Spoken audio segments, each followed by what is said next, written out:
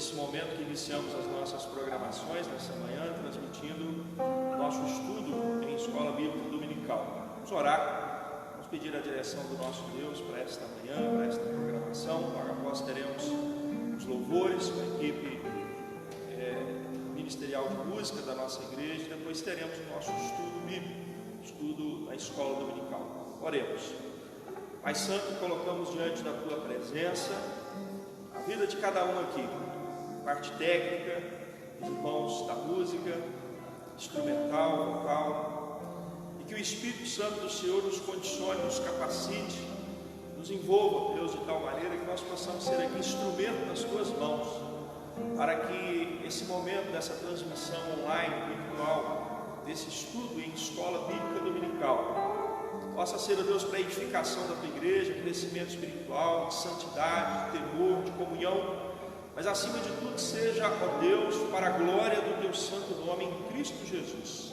Por isso nós cremos que a presença do Senhor aqui, em nós e através de nós, nos abençoando, há de nos usar para ser bênção na vida daqueles que estão nos acompanhando.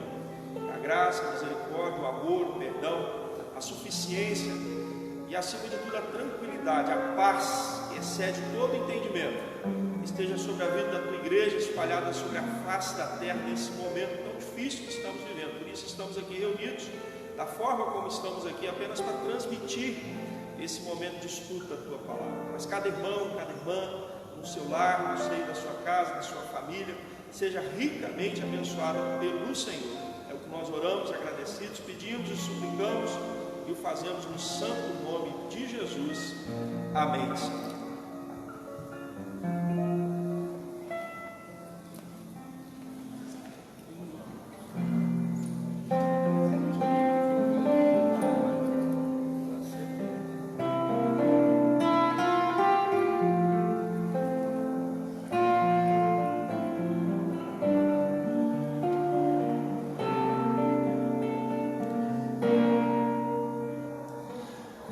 Formoso é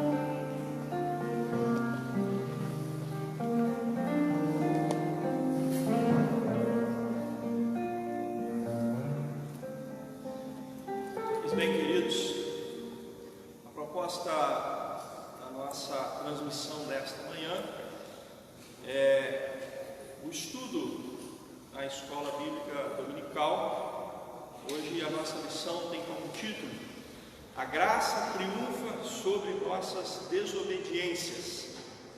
O texto básico dessa lição se encontra no livro do profeta Jonas,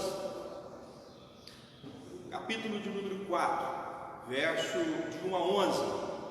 Você pode pegar a sua Bíblia, você pode estar aí acompanhando essa leitura. Palavra de Deus, Antigo Testamento, Jonas, capítulo de número 4, do verso 1 ao 11. A palavra do nosso Deus assim nos diz: Com isso desgostou-se Jonas extremamente e ficou irado. E orou ao Senhor e disse: Senhor, não foi o que eu disse estando na minha terra? Por isso me adiantei fugindo para Tarsis, pois sabia que és Deus clemente e misericordioso e tardio em irar-se e grande em benignidade, e que te arrependes do mal. Peço-te, pois, ó Senhor, tira-me a vida, porque melhor é morrer do que viver. E disse o Senhor: é razoável essa tua ira? Ou melhor, é razoável essa tua ira? Então Jonas saiu da cidade e assentou-se ao oriente da mesma, e ali fez uma enramada e repousou debaixo dela, e à sombra, até ver o que aconteceria à cidade. Então fez o Senhor Deus nascer uma planta que subiu por cima de Jonas, para que fizesse sombra sobre a sua cabeça, a fim de o livrar do seu desconforto. Jonas, pois, se alegrou em extremo por causa da planta. Mas Deus, no dia seguinte, ao subir da alva, enviou um verme, o qual feriu a planta e esta se secou. Em nascendo o sol, Deus mandou um vento calmoso oriental. O sol bateu na cabeça de Jonas de maneira que desfalecia, pelo que pediu para si a morte, dizendo: melhor é morrer do que viver. Então perguntou Deus a Jonas: é razoável essa tua ira por causa da planta? E ele respondeu: é razoável a minha ira até a morte. Tornou o Senhor: tens compaixão da planta, que te não custou trabalho, a qual não fizestes crescer em uma noite? Nasceu e numa noite pereceu. E não hei eu de ter compaixão da grande cidade de Nínive, em que há mais de 120.000 pessoas que não sabem discernir entre a mão direita e a mão esquerda, e também muitos animais? Oremos. Pai Santo, a tua palavra lida diante de nós, esse estudo proposto, no qual revela a tua graça que triunfa sobre as nossas desobediências. Jonas, o teu servo, citado pelo nosso Senhor e Salvador Jesus Cristo, é, ó Deus, o texto lido e é o agente aqui no qual Deus trabalha, no qual Deus cumpre a sua obra, a sua palavra. É aqui, ó Deus, o autor desta carta, deste livro, e também é aqui, ó Deus, a pessoa pela qual o Senhor trabalha. Nós sabemos que o mesmo Espírito, em séculos, milênios, trabalhou para que tudo isso chegasse até nós, e esse conhecimento hoje aqui está para os nossos corações. Por isso pedimos que o Espírito Santo do Senhor, contido nesta palavra, presente, verdade absoluta dessa palavra, fale aos nossos corações nessa manhã, em nome de Jesus. Amém. Pois bem, queridos, a graça triunfa sobre as nossas desobediências, ou seja, a palavra de Deus nos trazendo conhecimento, entendimento, sabedoria para a nossa edificação, para o nosso crescimento espiritual, mas acima de tudo para a glória do nosso Deus. Quero aqui trazer apenas um detalhe para que no desenvolvimento desta lição fique bem frisado. Nínive era a capital do Império Assírio. O que isso tem a ver inicialmente com a nossa lição? O povo de Israel teve 3 reis que reinou sobre todo o território de Israel, começando com Saul, Davi e Salomão. Quando entra no reinado Roboão, filho de Salomão, o reino é dividido, justamente por causa da má administração, e porque Deus assim o determinou. Havia um propósito de Deus sobre isso, mas a desobediência, do fato de não cumprir os ensinamentos e a lei do Senhor, fez com que Israel se dividisse. Aí foram 10 tribos para o norte e 2 tribos ficaram no sul. Ficou Israel e Judá. O povo assírio, eles tomaram a terra do norte, o Israel do norte, como império. Então a Assíria, ela teve um momento que ela foi um império mundial por cerca de 300 anos sobre a face da terra do povo habitado do Oriente. E Jonas foi chamado por Deus para pregar arrependimento a uma nação que sucumbiu, no qual ela colocou debaixo dos seus poderes, do seu império, decretos, que massacraram e que judiaram e que fizeram com que esse povo sofresse. Mas isso estava determinado na lei do Senhor, que se eles se afastassem, deixassem a lei do Senhor, a palavra do Senhor, as promessas de Deus, isso aconteceria. E Deus então usou a Síria para castigar Israel. Ainda não estava acontecendo isso, porém esse momento já nos faz entender que havia uma prévia, porque a Síria já estava assolando todo mundo. Pois bem, a introdução da nossa lição diz assim: Deus requer fé e obediência, 2 consequências de sermos amados por Ele em Cristo. Só é possível obedecer a Deus se o nosso coração for transformado por meio da fé. Então, um dos destaques da nossa lição, do nosso estudo, é ver a questão da fé. E eu quero então dizer para os irmãos que esta fé é um presente de Deus.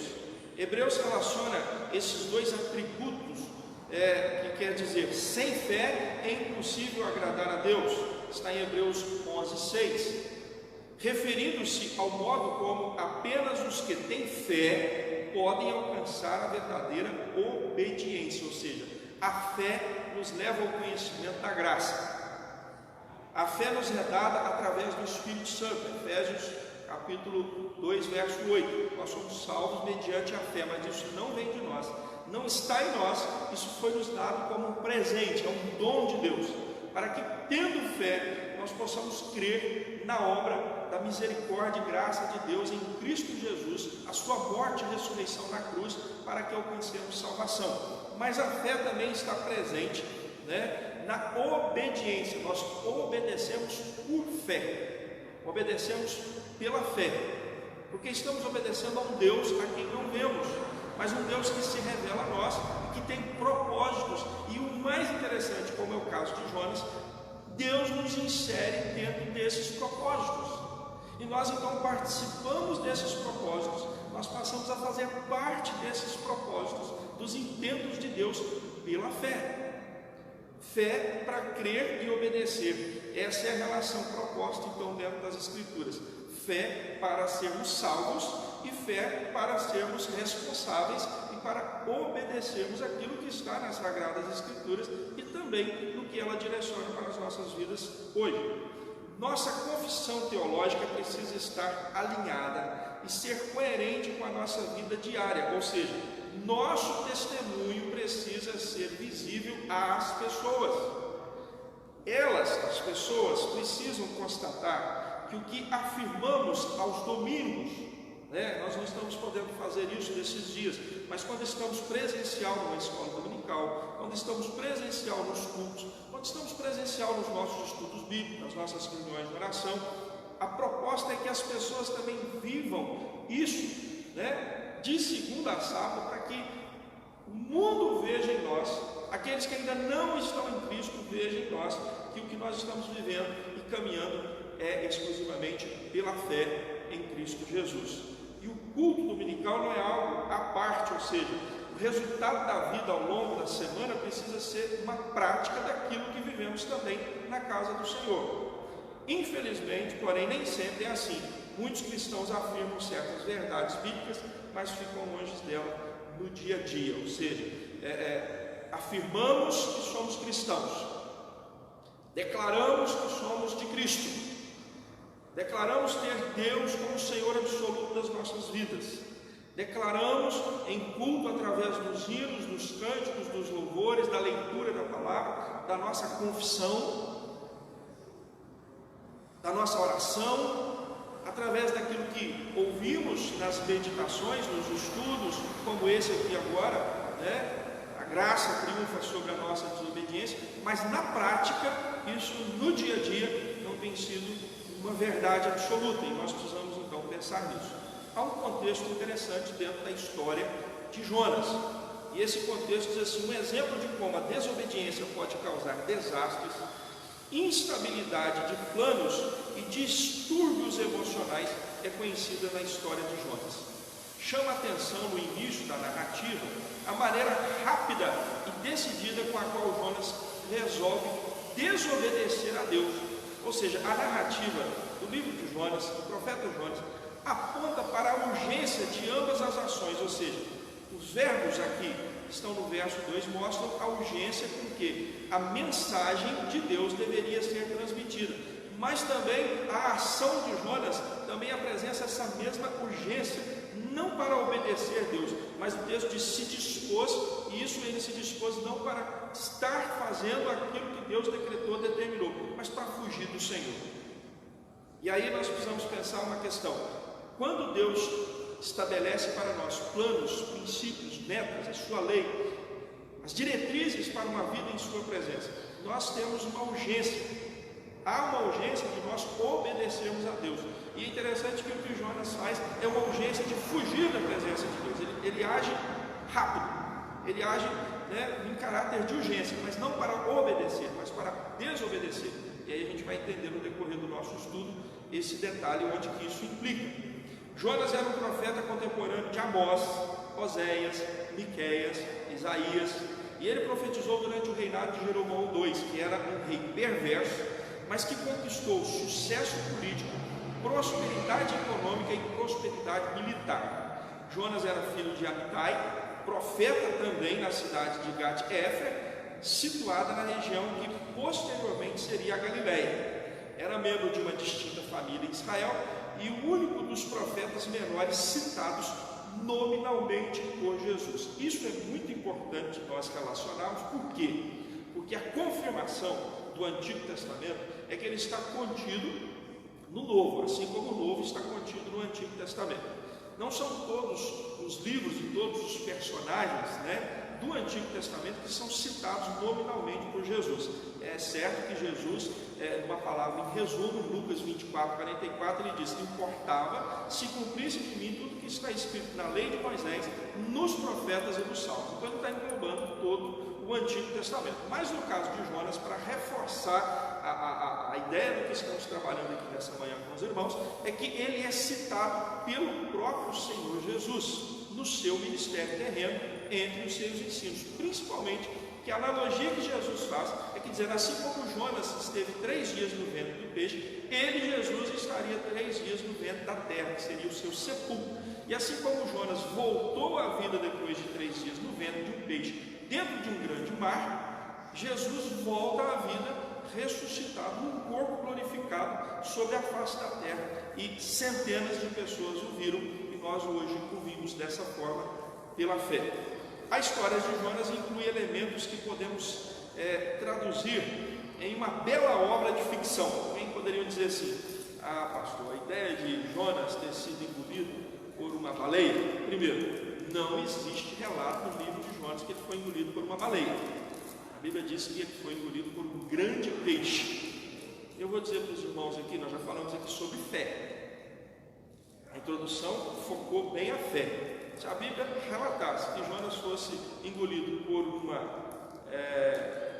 um lambari, ou por uma sardinha, se está na Bíblia, Deus poderia fazer isso. Ele fez o sobrenatural. Ele fez com Jonas lá, fazendo uma planta nascer numa noite, criar uma ramagem. No outro dia ele mandou um verme para poder matar aquela planta, para poder roer ali na sua estrutura e acabar. Enfim, a questão é que nós não estamos aqui entrando na ideia se o livro de Jonas é uma ficção ou se ele tem detalhes, que podem nos levar à realidade. A questão é o seguinte: Deus agiu para que Nínive se arrependesse aos pés do Senhor. Não estou dizendo que a Bíblia é irracional, não. Só que às vezes nós não podemos nos prender em detalhes que nos levam a mais uma visão de ficção do que de realidade. Porque a Bíblia diz muito claro: Jonas foi engolido por um grande peixe. Mas ele ficou vivo durante 3 dias no ventre de um peixe. Deus estava fazendo um sobrenatural na vida de Jonas. Se você não acreditar nisso, você não pode acreditar nos milagres de Deus, que nós chamamos de sobrenatural. Então nós estamos vivendo com uma narrativa de milagre. Deus fez um grande milagre na vida de um grande homem, que se tornou uma grande história para todos os povos de todos os tempos. Enfim, a história é real, aconteceu de verdade. Jesus atestou isso em Mateus 12:40, em Mateus 16:4, em Lucas 11:29 e 30, ou seja, a história revela sua desobediência inicial a uma ordem expressa de Deus e a consequência da sua desobediência, a tempestade no mar, ter sido engolido por esse grande peixe e o seu arrependimento, a renovação dos votos com Deus no interior daquele peixe. Então a desobediência de Jonas poderia ser justificada do ponto de vista humano, mas não diante de Deus.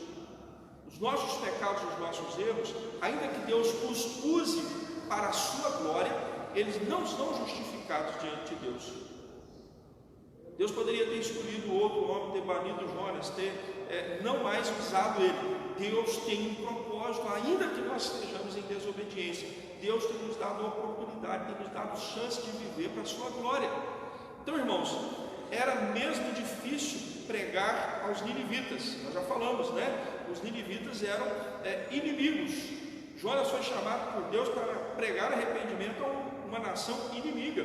Era a capital da Síria, era um povo que viveu no império durante mais de 300 anos, ou seja, os moradores de Nínive eram descendentes de Nimrod, um homem valente, um guerreiro. Não seria fácil encarar homens fortes, valentes e arrogantes que viviam distante de Deus.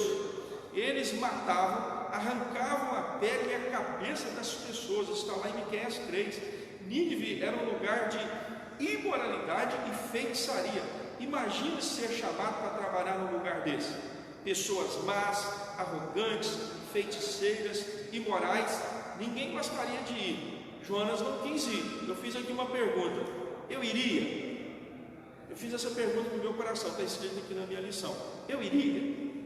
E eu faço essa pergunta para você: você iria dentro desse contexto? É muito marcante na história de Jonas a maneira como a graça de Deus atua em sua vida, na vida dos ninivitas. Esse era o propósito de Deus. Deus não está importando com o que a gente vê, com o que os nossos olhos veem, o que nós achamos. Eu faço aqui uma ilustração, por exemplo, quando Deus aparece, Cristo aparece a Saulo, se torna Paulo, o grande apóstolo. Ele está indo para Damasco, aparece uma luz muito forte e uma voz que diz assim: Saulo, Saulo, porque me persegues? Porque Saulo estava perseguindo a igreja de Cristo. E Jesus então toma as dores da sua igreja e diz assim: Saulo, Saulo, porque me persegues? E aí Saulo vai para Damasco.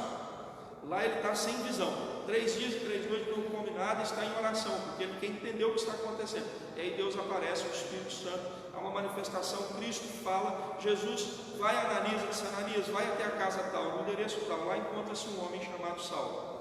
Ele está orando, você vai lá, você vai orar sobre ele, e você vai orar, e quando você estiver orando, ele vai recuperar a vista. E Ananias diz: Senhor, mas Saulo... E ele começa a fazer um relato do que Saulo está fazendo aos cristãos. Ele tem feito isso, tem que dizer assim: vai, porque ele é um escolhido meu.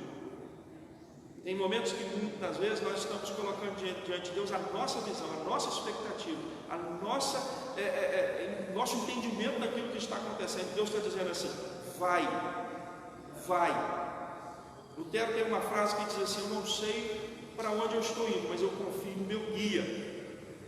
Muitas vezes nós caminhamos pela fé, E Jonas olhou pela realidade racional. Depois ele vai dizer assim: eu sabia que o Senhor era misericordioso, que o Senhor ia salvar esse povo, por isso que eu fugi. Então, se ele sabia realmente, se ele realmente tem um texto que ele orou e disse assim: ah, Senhor, não foi o que eu disse, estando ainda na minha terra? Por isso que eu me adiantei e fui fugir para trás, porque eu sabia que o Senhor é um Deus clemente, misericordioso, e que o Senhor é tardio em irar-se, e que o Senhor ia se arrepender do mal que disse que ia fazer a Nínive, e ia ter misericórdia desse povo. Então, se ele sabia realmente disso, porque não foi e fez, ele fugiu. Ou seja, fica uma incógnita. Mas ele sabia disso no seu coração, porque ele conhecia Deus, por isso que Deus o chamou. Ele era um profeta. Nós já falamos aqui que ele estava profetizando, ele faz parte de uma linhagem profética. E muitas vezes na nossa vida nós estamos vivendo Deus, nós estamos na presença de Deus, nós conhecemos a palavra de Deus, nós sabemos o que é oração, nós sabemos o que é meio de graça, mas quando realmente é para colocar na prática, nós resolvemos fugir do que realmente viver a fé, do que realmente viver a comunhão, do que realmente viver essa experiência maravilhosa que Deus tem nos dado como oportunidade. Deus sempre cumprirá os seus planos. Não se esqueça disso. Apesar da nossa desobediência, Deus não vai deixar de cumprir aquilo que está proposto, aquilo que Ele predeterminou, aquilo que está predestinado a cada um de nós. Ele não deixou de cumprir isso sobre a vida do seu Filho Jesus. Ainda que Jesus olhe para ele e, citando o Salmo 22, ele diz assim: Pai, por que me abandonaste? Por que me desamparaste? Naquele momento o pecado meu, seu e de toda a humanidade, do passado, do presente, do futuro, caía sobre Jesus. Era angústia, do qual fez ele chorar lágrimas como sangue, o seu suor pingava como gotas de sangue, porque o meu e o seu pecado estavam cravando ele na cruz. Mas naquele momento era necessário que Deus deixasse Jesus sobre a cruz e o abandonasse, para que toda maldição de todo o gênero humano caísse sobre ele. Isso estava predeterminado, predestinado a Cristo. Então nós não podemos esquecer que Deus sempre cumpre os seus planos. Cristo foi obediente até a morte, morte de cruz. Ele se humilhou, se fez em forma de ser humano. Ele que era criador, que é criador, se fez criatura, para que ele morresse na cruz pelos nossos pecados. Mas nós, eu e você, somos desobedientes. Nós somos falhos, imperfeitos, limitados, assim como Jonas. E quando desobedecemos, somos disciplinados de modo terrível.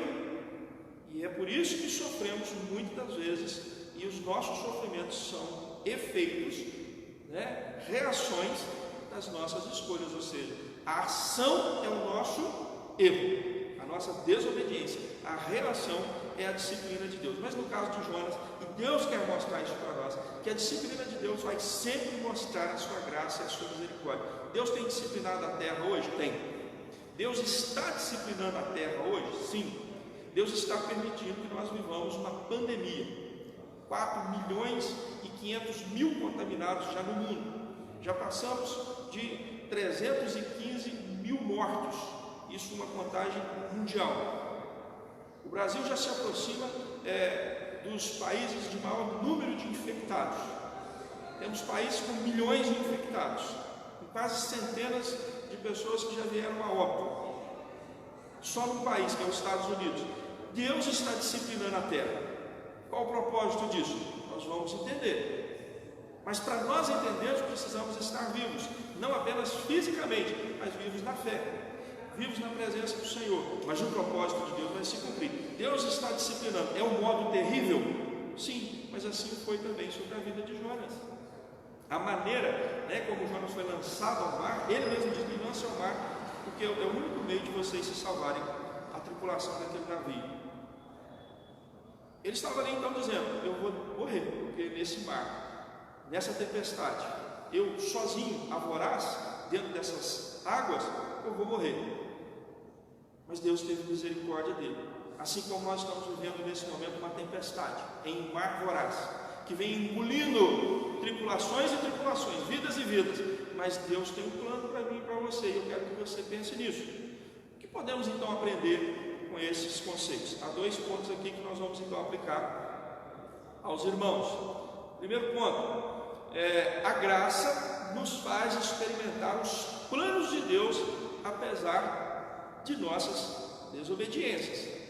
Na perspectiva do desobediente, ele está sempre tendo êxito em seus próprios planos.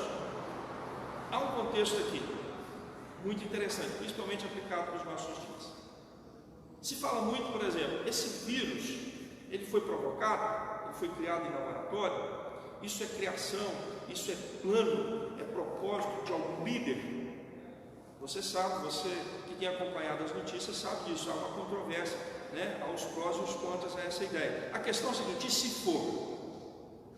Deus deixa de estar no controle dessa situação, porque olha o que eu acabei de ler. Na perspectiva do desobediente, ele está sempre tendo êxito em seus próprios planos, ou seja, ele acha que está fazendo a coisa que para ele é o mais certo, ainda que ele esteja fazendo o mais errado.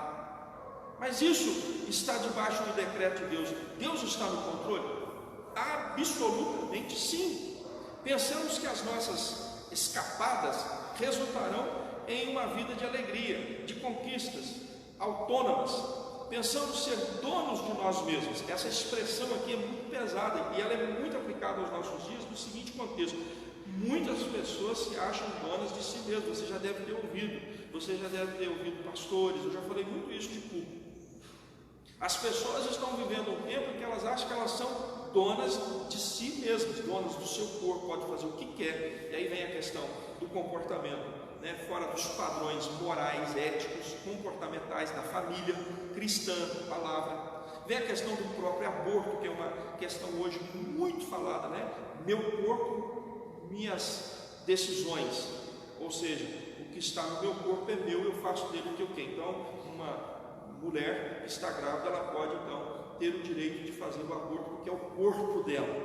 Não é assim, não é assim. A palavra de Deus não diz assim. Deus nos fez e disse: crescei, multiplicai e enchei a terra. Ou seja, nós multiplicamos porque nós somos seres criados à imagem e semelhança de Deus. Em nós há uma fagulha da presença de Deus. Essa semana teve um amigo meu que me perguntou sobre essa questão.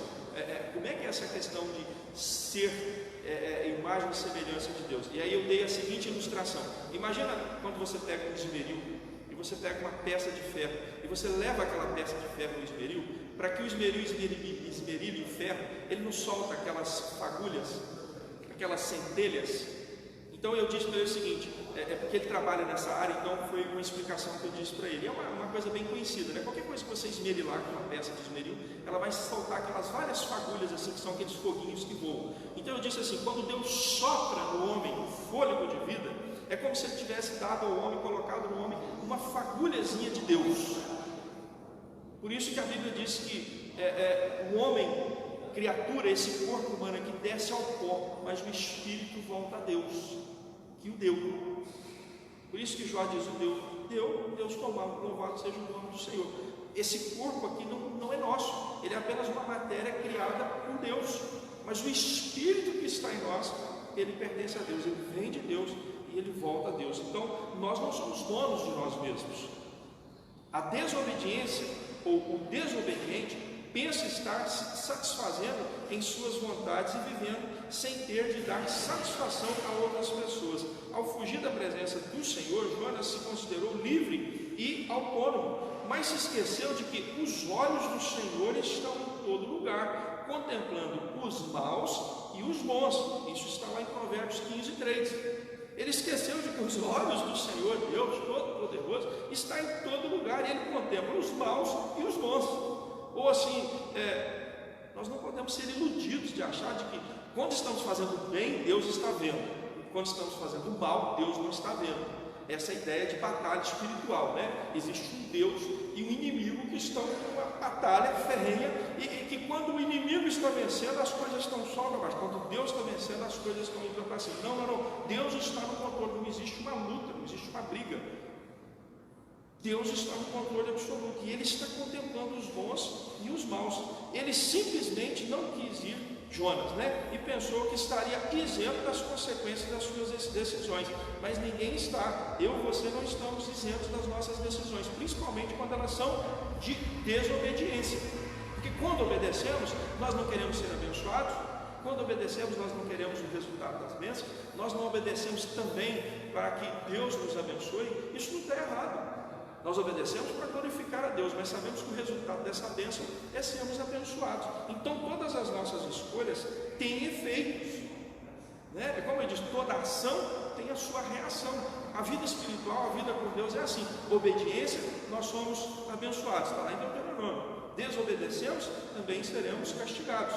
Então é mesmo quando não decidimos e estamos decidindo não decidir. Ou seja, às vezes nós achamos, mas eu não vou fazer nada, né? Porque se eu tomar uma decisão, ela pode estar errada, e aí quando eu tomo essa decisão, eu posso então ser punido por ter errado. Mas se você não toma nenhuma decisão, também você está errado. Você precisa tomar uma posição, precisa tomar uma decisão. E hoje, na face da terra, nós estamos vivendo e contemplando pessoas que estão vivendo isso há milhares, né? Eu estou na minha, eu não sou nem do bem nem do mal, mas para mim tudo que vier está bom.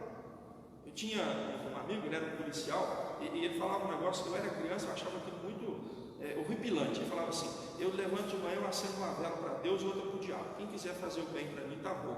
Opa, pera lá. Isso é muito pesado. A questão da fé, nós precisamos ter uma direção, um norte. Porque olha só, Jonas resolveu fugir da presença do Senhor e conquistou o seu prêmio. Mas ele, se não toma nenhuma decisão e fica em casa também, ele ia receber o seu prêmio. Ele resolveu fugir. Mas quando ele resolve obedecer ao Senhor, o que acontece? Ele vê o resultado das bênçãos. Então Deus deixa claro que não se rende aos caprichos dos desobedientes. Você pode até desobedecer ao Senhor, mas os planos dele serão cumpridos, custe o que custar. Deus não se dobrará aos seus caprichos. Ele cumpre os seus planos até mesmo na vida dos desobedientes. Está lá em Provérbios 16, 4. Eu ainda citaria aqui em Romanos capítulo 9, quando Paulo está dizendo que Deus levantou o faraó para poder demonstrar a ele o seu poder e a sua autoridade, lá quando Deus tira o povo do Egito, enviando as 10 pragas. Ou seja, Deus tem um plano em todo e qualquer momento, em todo tempo.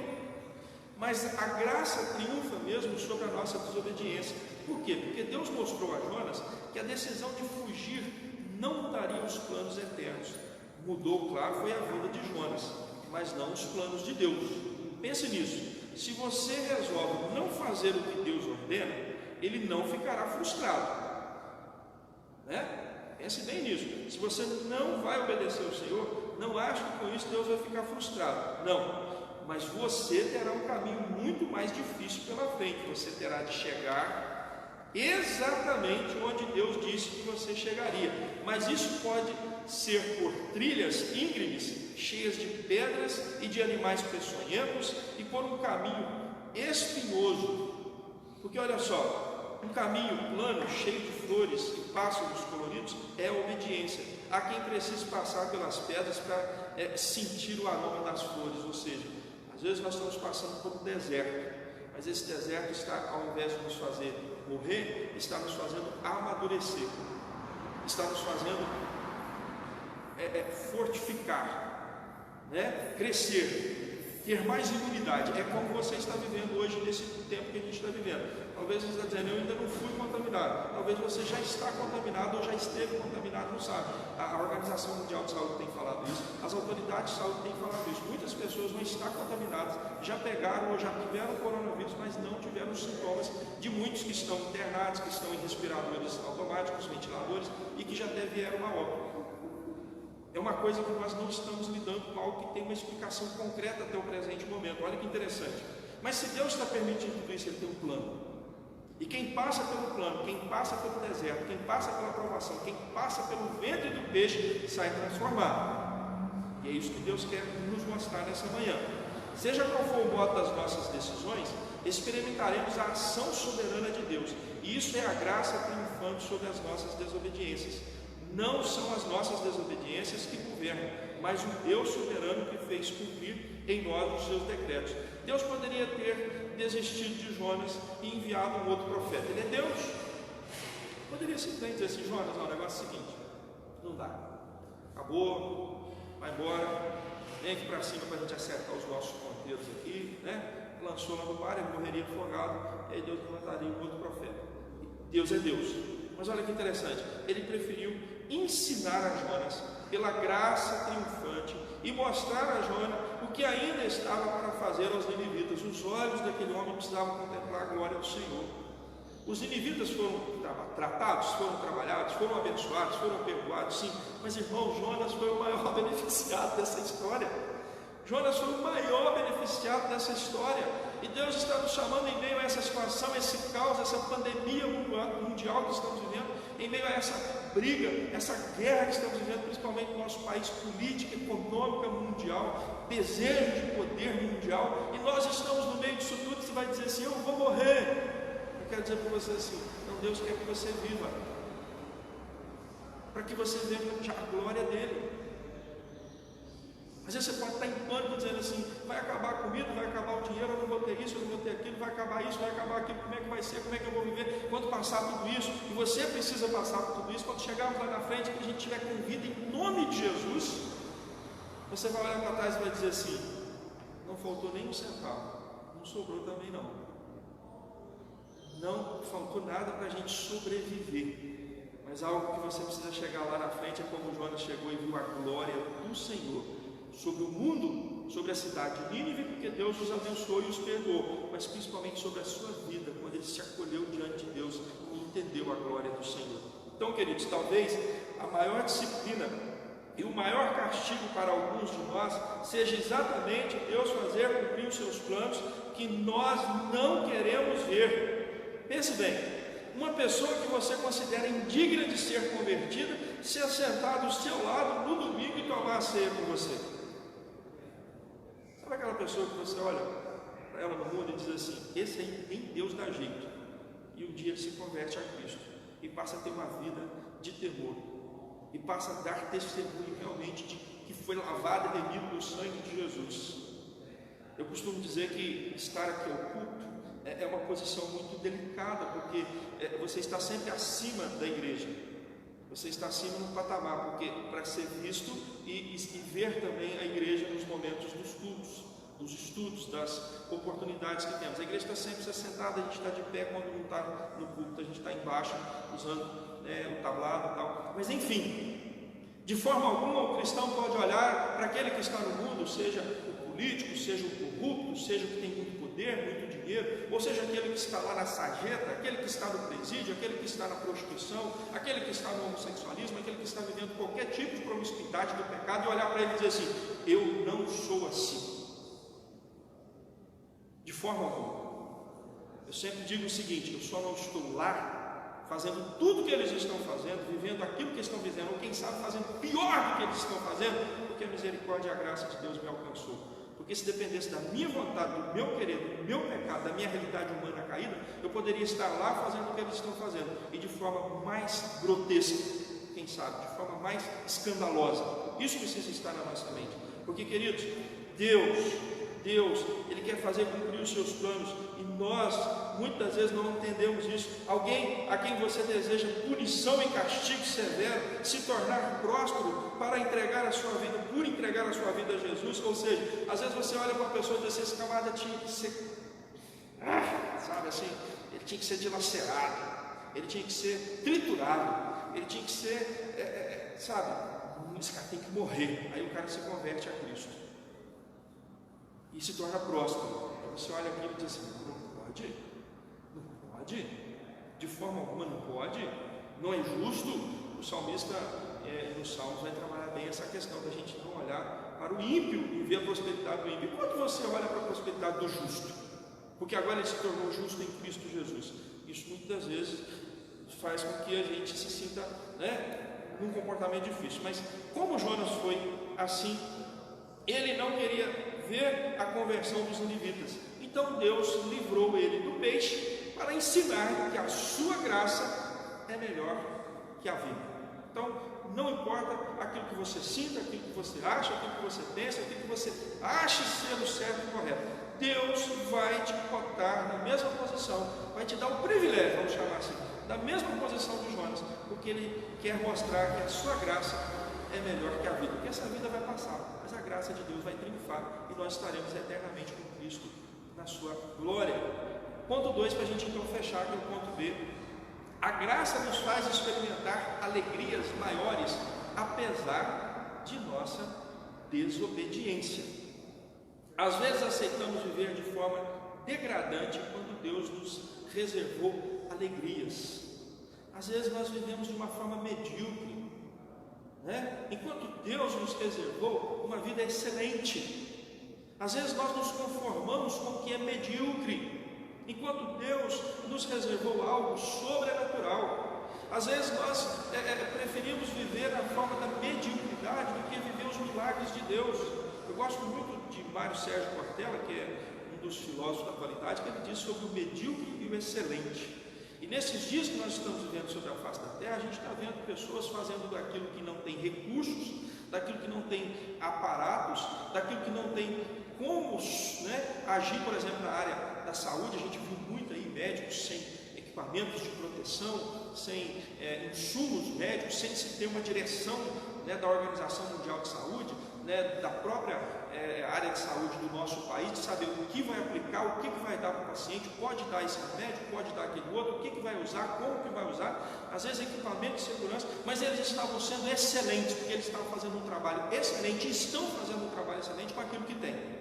Um país está numa situação também difícil, principalmente na área de saúde, devido a não investimento. Enfim, isso é uma questão, né, não vamos entrar aqui nos detalhes, mas a questão é, porque eles poderiam ser medíocres, dizer assim, não tem máscara, não tem equipamento de segurança, eu não vou me arriscar, porque a gente sabe que existem muitos, dezenas de médicos, de enfermeiros, pessoas da área de saúde que estão se infectando, porque estão cuidando, né? No início dessa pandemia, havia um slogan, né? Fique em casa, nós estamos aqui para cuidar de você. Ou seja, eles estão se arriscando, mas pedem para a gente ficar em casa. Então a questão é o seguinte: o excelente é aquele que faz com os recursos que tem aquilo que é excelente. O medíocre, ele pode ter todo o recurso, toda a medicina, todo o conhecimento, todo o aparato, mas ele é medíocre. E Deus está nos chamando a seguinte ordem: Deus nos reservou alegria, enquanto muitos de nós estamos vivendo de forma degradante. Por quê? Muitas vezes não recebemos os prêmios porque somos desobedientes e nos acomodamos numa vida sem experiências com Deus. Pedimos, mas não recebemos porque a nossa motivação é desvinculada da vontade de Deus. Muitas vezes nós estamos pedindo, estamos querendo, estamos falando com Deus, mas o que nós estamos querendo é divorciado da vontade de Deus, está divorciado do querer de Deus, está distinto da soberania de Deus e da glória de Deus. E quem muitas vezes quer glorificar o eu, o homem, mas não quer glorificar a Deus. Então, a consequência é que as nossas realizações serão sempre bem menores aquém do que poderíamos ser. De repente nós, como igreja, como povo de Deus, como cristão, como pessoa, você poderia estar vivendo grandes conquistas, e elas não estão acontecendo justamente pelo fato de que você está preferindo desobedecer, ou quando obedecer, obedeceu o eu. Jonas não fazia ideia do que Deus havia preparado, principalmente para ele, também para Nínive. Parecia uma ordem comum: pregue naquela cidade. Ele não percebeu a dimensão do que aquilo poderia se tornar, ou seja, 120.000 pessoas ouvindo a pregação de arrependimento e se convertendo ao Senhor. Pense nisso: uma pequena obediência pode resultar em grandes conquistas. Jesus disse que os servos fiéis no pouco serão recompensados com muito. Jesus disse isso em Mateus 25, 21. Ou seja, a fidelidade ao Senhor Deus não se mede pelo tamanho da ordem, mas pela disposição de obedecer a esta ordem, e obedecer a quem deu a ordem, que é Deus. Eu trago isso para a intimidade da igreja, porque às vezes, irmãos, as pessoas acham que existem funções, existem atitudes, existem pessoas que não fazem nada pela igreja, mas nos bastidores você talvez não saiba o quanto que essa pessoa é responsável pela vida de santificação, pela vida de comunhão, pela vida de prosperidade da igreja. Tem pessoas que você talvez ache que ele não faz nada, mas o dia que os joelhos dele não dobram, o pastor talvez sinta. Eu tenho uma experiência disso que eu vivi, de uma irmã que todas as vezes que eu ia na casa dela visitar para dar ceia, não tinha mais condição de ir ao culto, ela dizia assim: pastor, eu tenho orado pelo Senhor, pastor, hoje eu orei pelo Senhor. E eu digo para os irmãos que o dia que aquela irmã faleceu, eu senti no meu coração, senti no meu ministério. E aí, passado algum tempo, eu pensei assim: a dona Mariquinha faleceu. Era uma irmã caridosa, piedosa, porque a gente sente isso. E às vezes são pessoas que talvez nem estejam contemplando e vivendo o culto, o dia a dia da igreja, mas são da igreja, fazem parte do corpo de Cristo. Então, queridos, pense bem, a fidelidade ao Senhor não se mede pelo tamanho da ordem, mas pela disposição de obedecer a Deus. Não importa o empreendimento, se ele seja simples ou imenso, o que importa é a obediência. Não importa o que Deus está te chamando para fazer. Mas eu queria fazer aquilo ali. Não, Deus está te chamando para fazer isso aqui. Mas o meu desejo é fazer aquilo lá. Não, Deus está te chamando para fazer aqui. Que eu tinha vontade de ser isso, fazer aquilo, está nessa posição. Deus está dizendo assim, não, eu te quero aqui. E às vezes o resultado daquilo que você vai fazer lá na frente é terrível. Eu estava analisando com uma pessoa um dia desse sobre questões de cargos políticos. Eu disse assim, há um elemento político da nossa nação recentemente que ele fez um trabalho extraordinário, reconhecido a nível internacional. Aí tiraram ele do cargo dele e colocaram ele num cargo de posição mais abrangente e de maior ação. Não conseguiu desenvolver. Eu falo na igreja, que às vezes isso até serve para a gente, às vezes, relacionar a questão de trabalho na igreja. Às vezes tem um irmão que trabalha muito, ele faz um trabalho dinâmico, aí a igreja olha para ele e diz assim, vou eleger esse irmão diácono. Aí coloca ele no cargo de diácono, mata o trabalho dele, mas que ele não consegue desenvolver dentro daquilo que é a abrangência do trabalho diaconal. Mas então não vamos eleger oficiais? Não, precisamos de oficiais, mas tem gente que não consegue. Eu já vivi isso no meu ministério, não como pastor, quando eu ainda era diácono na minha igreja, quando foi eleita uma pessoa e ele estava indo muito bem, servindo ao Senhor como membro, mas o dia que elegeram ele como diácono, matou ele, nem na igreja está mais. Eu vivi isso também vendo questão, por exemplo, de diáconos que são excelentes diáconos, são eleitos presbíteros, você mata o ministério do cara, ele não consegue ser presbítero, ele é diácono. É um dom dele. E às vezes tem presbíteros ou diáconos ou irmãos que às vezes ele está fazendo um excelente trabalho. Diz, esse cara tem que ser um pastor, esse cara tem que ser pastor. Vamos mandar ele para o seminário, vamos mandar ele estudar porque ele vai ser um excelente pastor. Aí manda o cara, põe no seminário, ordena ele pastor. Ele não consegue desenvolver o ministério, porque o ministério dele é aquilo que ele está fazendo. Deixa ele fazer ali. Se Deus assim tem para que ele chegue a esse posto, não somos nós, ou às vezes é o próprio eu. Eu estou aqui, mas eu quero ter esse cargo. Eu estou nesse cargo, eu queria ter aquele outro. Mas eu queria ser aquele lá, então. Jonas tinha de escolher entre obedecer a Deus ou obedecer a si mesmo. Num primeiro momento obedeceu a si mesmo, mas a experiência ou as experiências foram terríveis porque serviram de açoite e pavor. Depois, arrependido, obedeceu a Deus, ao Senhor, e os resultados foram surpreendentes. Pessoas convertidas, um relacionamento intenso com o Senhor e o conforto final e o descanso também do próprio Jonas. Como eu disse, ele foi o grande beneficiado. De fato, um relacionamento mais profundo e intenso com o Senhor e a certeza do seu consolo devem ser as nossas principais motivações. Tudo que temos neste mundo não pode ser comparado com a presença constante do nosso Salvador conosco, a glória, a eternidade. Então preste bem atenção, a presença do Senhor com Jonas foi simbolizada pela planta e pelo vento oriental, que está lá em Jonas capítulo 4, versos 6 e 11. Jonas não conseguiu perceber a graça divina nisso, ao contrário, ele ficou com muita raiva. Deus fez secar a planta para Jonas sentir a falta dela. De fato, às vezes Deus tira de nós pequenas bênçãos a fim de percebermos as grandes coisas que elas têm feito por nós. Ou seja, às vezes tem coisa na nossa vida, por exemplo, sair de casa, sair de casa, não era tão simples que a gente fazia assim de forma tão corriqueira. Sair de casa, ir no comércio, ir no local, ir na casa de um amigo, sair de casa, ir à igreja.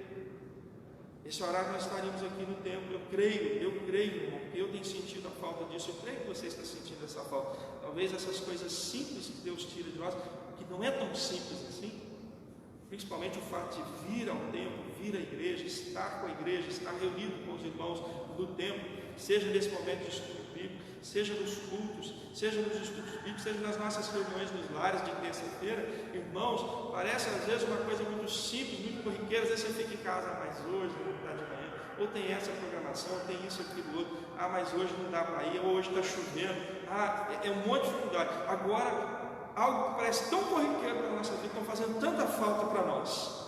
Deus faz a pergunta mais importante a Jonas, e a mesma pergunta deve ser feita a todos nós hoje: por que nos iramos quando Deus salva aqueles que querem ou que eram desobedientes? Por que nos iramos quando Deus salva aqueles que eram desobedientes.